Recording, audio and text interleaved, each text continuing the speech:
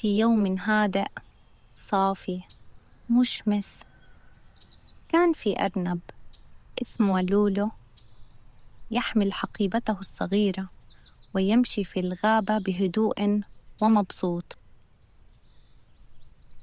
وفجأة تحولت الفرحة لتوتر وقلق.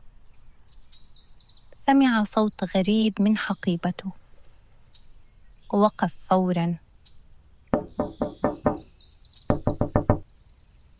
خاف لولو كتير وقال: معقول في شيء بداخلها؟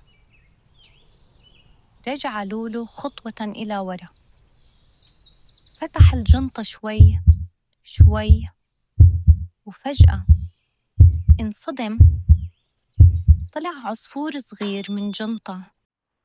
ضحك لولو وقال: كنت خايف من عصفور صغير.